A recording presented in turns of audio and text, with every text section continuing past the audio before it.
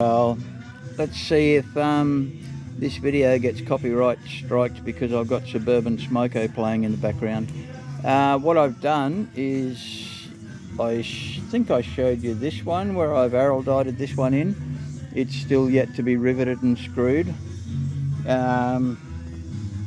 So I had a few beers today, had an idea, and I got this sorted out. Problem was, I've Gorilla Glued all of this in. If anyone knows how Gorilla Glue works, you smear the glue on one side and you wet the other side, the other contact surface, and then you clamp them together and it all foams up and goes all gungy and everything.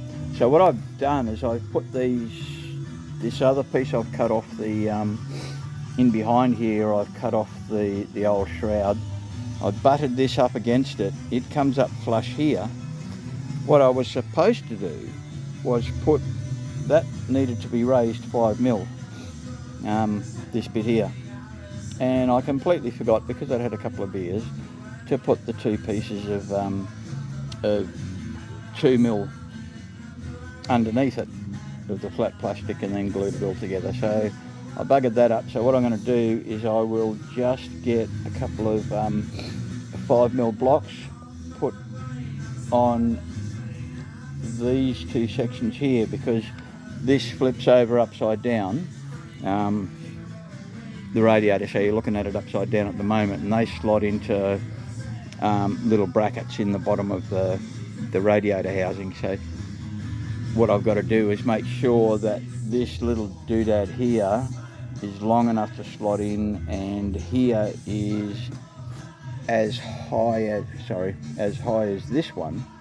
This one sits 5mm higher or lower, depending on how you look at it, and I didn't even think of it at the time. So what I've got to do is make this one over here, 5mm high that way and 5mm that way to match up. So I can do that with a little bit of thick aluminium on this side, riveted on.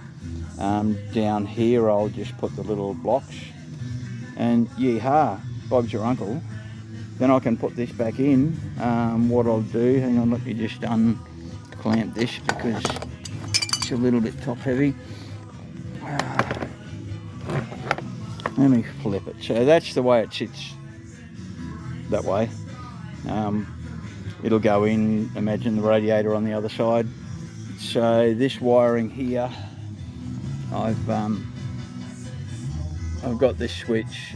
It's that's the original insulation there. Then I've gone through and I've heat shrinked it. I've put connectors in here, heat shrinked it.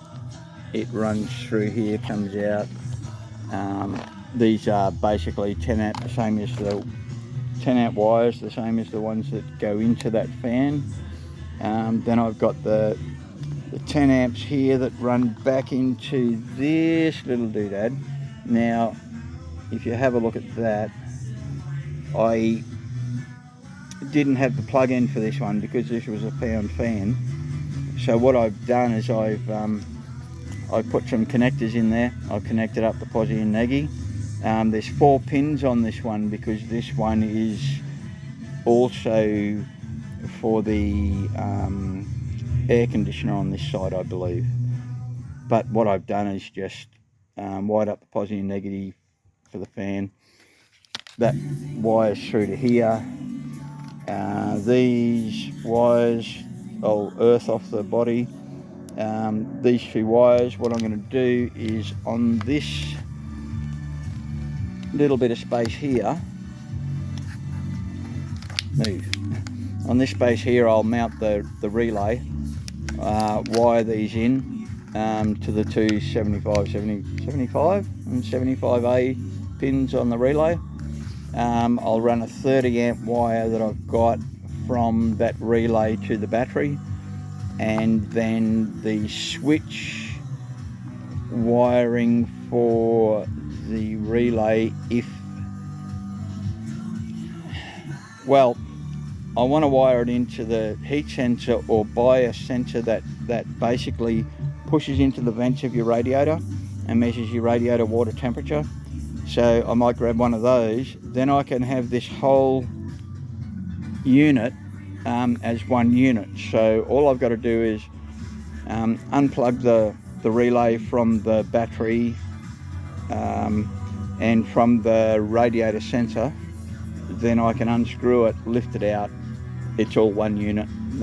Unscrew the earth, of course. And so maintenance and all that sort of stuff is going to be just as easy as the original, or easier than the original. So we'll see how that goes. Anyway, sorry to bore you. 6 minutes talking about bloody radiator fans. How stupid is that? Alright, back to your normal viewing.